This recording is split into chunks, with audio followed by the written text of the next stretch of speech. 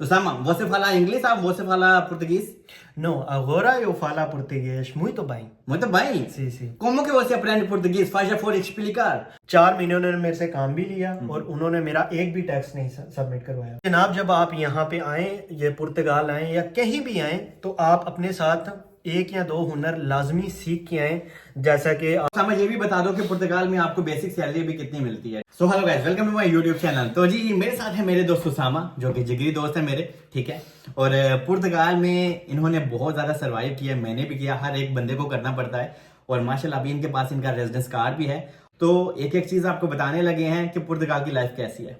Here we go. Welcome to my YouTube channel, Usama भट्टे चकदयार। Thank you so much Salman for having me again. Welcome. तो जनाब, आज आप लोगों के लिए ये वीडियो बहुत ज़्यादा इन्फॉर्मेटिव होने वाली है, क्योंकि आज हम दोनों आप लोगों के साथ अपना पुर्तगाल का एक्सपीरियंस शेयर करेंगे कि हमारी जर्नी कैसी रही, हमारा सफ़र कैसा रहा रेजिडेंस कार्ड तक। बात ऐसे है कि पुर्तगाल की लाइफ, जो लोग हमारे इंडिया, पाकिस्तान, बांग्लादेश में बैठे हुए हैं, वो वहाँ से तो यही इमेजिन करते हैं कि हम यूरोप जाएंगे, वहाँ की बहुत ज़्यादा अच्छी लाइफ है, एकदम जाते सार नोट आ जाएंगे और काम शुरू हो जाएगा और घर बन जाएंगे। और ये देखें, ऐसा ये खाली सब्ज़ बाग है, ऐसा हकीकत में नहीं होता।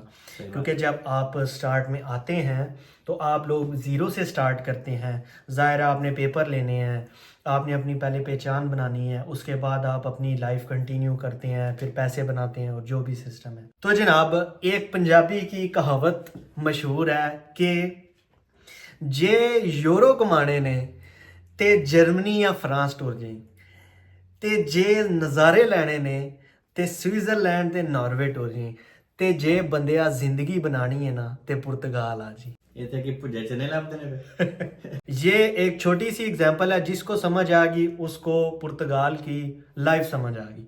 सही।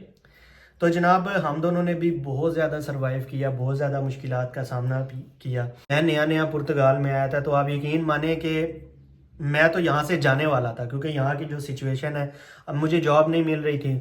तो मैंने फिर काफ़ी ज़्यादा मेहनत की, आगे पीछे ट्रैवल किया, तो मुझे अल्हम्दुलिल्लाह एक जॉब मिली। सुपर स्टोर में मैंने जॉब की। मैंने वहाँ पे 4 महीने काम किया और मेरे साथ ये हुआ कि उन्होंने मुझे कॉन्ट्रैक्ट नहीं दिया। 4 महीने उन्होंने मेरे से काम भी लिया और उन्होंने मेरा एक भी टैक्स नहीं सबमिट करवाया। क्या ही बात है, ये पुर्तगाल में बहुत ज्यादा लोगों के साथ होता है। ओके, आगे। तो फिर जब मुझे पता लगा कि मुझे आगे भी नहीं मिलने लगा, तो मैंने वहाँ से क्विट कर दिया, क्योंकि मेरे माइंड में ये भी था कि मुझे आगे जॉब मिलने में प्रॉब्लम होगी, पर मैंने हिम्मत नहीं आ रही। जाहिर है मैंने अपना कल भी बेहतर बनाना है, तो इसलिए मैंने वहाँ से छोड़ा और मैं अपना आगे मूव फॉरवर्ड हुआ। तो फिर जनाब, अल्लाह की करनी ऐसी हुई कि मुझे फिर एक और सुपर स्टोर में जॉब मिली, जहाँ पे मैंने पूरा 1 साल काम किया। और वहाँ पे मेरा पूरा 1 साल का, यानी ना एक दिन आगे ना एक दिन पीछे, हर पूरे साल का टैक्स मेरा उन्होंने सबमिट कराया। बहुत ही अच्छे लोग थे। वहाँ से फिर मेरी जर्नी स्टार्ट हुई। फिर आहिस्ता आहिस्ता करते करते अल्लाह पाक ने सारे काम आसान किए और आज अल्हम्दुलिल्लाह हमें पुर्तगाल का रेजिडेंस कार्ड भी रिसीव हो चुके हैं। समझ ये भी बता दो कि पुर्तगाल में आपको बेसिक सैलरी भी कितनी मिलती है, ठीक है। तो आजकल जो पुर्तगाल में बेसिक सैलरी है वो तकरीबन 820 यूरो है। अगर आप किसी एशियन के पास काम करते हैं तो ज़ाहिर है वो आपका 11.5% कट कर लेते हैं। लेकिन अगर आप किसी पुर्तगेज कंपनी में काम करते हैं, ब्राज़ीलियन कंपनी में काम करते हैं, तो ज़्यादातर ऐसे होता है कि वो आपका हक दे देते हैं, आपको बेसिक सैलरी वो प्रोवाइड करते हैं। 2 छुट्टियां भी दे देते हैं, 5 दिन काम होता है, 8 घंटे ड्यूटी होती है पर डे, और वो आपको आपका हक दे देते हैं और कुमेर करताओं भी दे देते हैं। Kumer करताओं what is this? ये फूड अलाउंस होता है, उसमें आपके वो 120 या 130 यूरो डाल देते हैं। कुछ रेस्टोरेंट में वो आपको कहते हैं भैया आप यहीं पे खाना पीना खा लें, टेड्डा अपना पढ़ लो, तो हो सकता है वो आपको कुमेर करताओं ना भी दें, लेकिन कुछ फर्म्स और कंपनीज आपको प्रोवाइड कर देती हैं। और देखें जी, मैंने भी यहाँ पे कितनी स्ट्रगल की है। मैंने यार अपनी फील्ड से रिलेटेड जॉब मुझे नहीं मिल रही थी, तो मैंने एग्रीकल्चर में स्टार्ट किया। तो यार अगर आपने पुर्तगाल में कामयाब होना है तो अपनी फील्ड से रिलेटेड ना भी मिले ना, तो आप सज्जे खब्बे भी हो सकते हैं। बाद में आहिस्ता आहिस्ता जब आपको एक चीज मिल जाती है, अपने एक अलग टाइप के कॉन्टेक्ट्स बनाएं, अलग अलग चीजें ट्राई करें। मतलब कि अगर आपको कोई भी जॉब पुर्तगाल में मिलती है ना, तो प्लीज आपने वो करनी है और एग्रीकल्चर की तरफ जाएं जिन लोगों को जॉब नहीं मिलती। ये बागानी, मैं भी बागानी, हमने यहीं पे रहे, ठीक है। हमने कहा जो भी अपना जीना मरना उन पुर्तगाल ही है, यहाँ से जाना है तो पेपर्स लेके ही जाने हैं, क्योंकि आप पैसे सारी दुनिया में बाद में भी कमा सकते हैं, लेकिन जो डॉक्यूमेंटेशन होते हैं ना, ये आपको अहमियत बाद में पता चलेगी। जैसे कि इन डॉक्यूमेंटेशन बनाने के लिए और कमाने के लिए मैंने बहुत कुछ खोया भी है, और बहुत ज्यादा लोग कभी अपने प्यारों को खो देते हैं अगर वो जर्मनी फ्रांस में है। बहुत ज्यादा लोगों की ये स्टोरी है। तो जनाब पहले पेपर्स कमा लो, पैसे तो आप कभी भी कमा सकते हो। और अभी माशाल्लाह उसामा की लाइफ भी सेट हो जाएगी, कार्ड आ गया है, और अभी माशाल्लाह ये फ्रीलांसर में एक्टिविटी ओपन करवा के अपना काम वगैरह कर रहा है। और अभी ये टीवीडी भी स्टार्ट करने वाला है। टीवीडी क्या है? टैक्सी और अपना उबर बोल्ट का काम, जिससे ये पैसे छापेगा पुर्तगाल में और इंडिया पाकिस्तान में कोठियां से बंगले शंगले लेगा। और इसके माँ बाप को माशाल्लाह इसके ऊपर बहुत ज्यादा अभी प्राउड है। तो जब आप पुर्तगाल में आ जाएं तो आप कम से कम अपने साथ 1 या 2 महीने का बैकअप लाजमी रखें। इन केस आपको जॉब नहीं मिलती या आप लोगों को वेट करना पड़ता है तो आप लोग सर्वाइव यहाँ पे कर सकें। और हिम्मत रखें, हौसला रखें, अपनी कोशिश जारी रखें। पुर्तगाल आपको जॉब भी देगा, पुर्तगाल में आप आसानी से सर्वाइव भी कर सकेंगे और पुर्तगाल आपको रेजिडेंस कार्ड भी दे। और किसी ने क्या खूब कहा है कि इतनी जल्दी मैं कैसे हार जाऊं, लाखों लोगों का हौसला हूं मैं।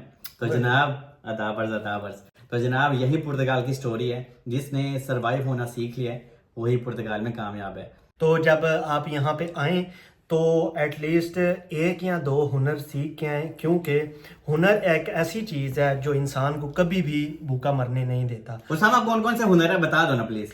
तो जब आप यहाँ पे आप रेस्टोरेंट का काम सीख के आए, आप क्लीनिंग का काम सीख सकते हैं, आप कटिंग का काम जिसको बार्बर शॉप कहते हैं वो आप काम सीख के आ सकते हैं, आप मीट का काम सीख सकते हैं, उसके बाद आप पिज़्ज़ा वगैरह बना सकते हैं, कबाब शॉप का काम सीख के आ सकते हैं, मोबाइल रिपेयरिंग का काम आप सीख के आ सकते हैं। ये बहुत ज़रूरी है, ठीक है जी। और इसका पुर्तगाल में काम भी बहुत ज़्यादा और आसानी से आपको मिल भी जाता है। कुछ लोग कहते हैं कि हाँ भाई हमें ग्लास और समथिंग लाइक दैट, मतलब कि कुछ जिसको प्लम्बरिंग का काम भी बोल सकते हो, वो भी आपके लिए तकरीबन यहाँ पे अच्छा ही हो जाता है। लेकिन स्टार्टिंग में आपको हो सकता है ना मिले, लेकिन देर सवेर आपको अगर इसी फील्ड में मिल जाती है जॉब जिसको प्लम्बरी के काम होता है, कंस्ट्रक्शन का काम होता है, तो आपके पैसे पुर्तगाल में अच्छे बन जाते हैं। आप ये काम लाजमी सीख के आए और इंशाल्लाह आप लोगों को यहाँ पे जॉब भी मिल जाएगी। थोड़ी सी प्रॉब्लम होती है लेकिन अल्लाह खैर करता है, सब कुछ हो जाता है। और अगर आपको पुर्तगाल में कामयाब होना है तो आपको यहाँ पे जनाब लैंग्वेज सीखनी होगी, क्योंकि पुर्तगाल में लैंग्वेज बैरियर। उसामा, você fala inglês ou você fala português?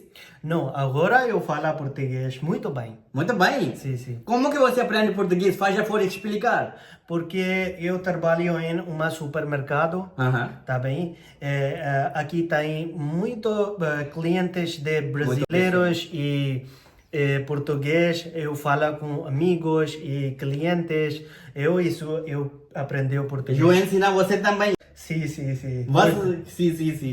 तो जनाब ये मैंने उसको बोला है कि उसामा ने खुद से बहुत ज्यादा कोशिश की है, और लास्ट में मैंने इसको यही बोला कि यू एनसीना बोसे तंबई, कि मैंने भी तुम्हें कुछ टीच किया था, क्या तुम वो भूल गए हो? तो कहता नहीं मुझे याद है। तो जी मैं उम्मीद करता हूँ कि आप लोगों को इस वीडियो से काफ़ी ज़्यादा इन्फॉर्मेशन मिली होगी। बाकी कीप सपोर्टिंग अस, दुआओं में हमें याद रखें। हम इसी तरह आपके लिए यूज़फुल इन्फॉर्मेशन लाते रहेंगे। दुआओं में याद रखें। बहुत शुक्रिया। अल्लाह हाफिज़।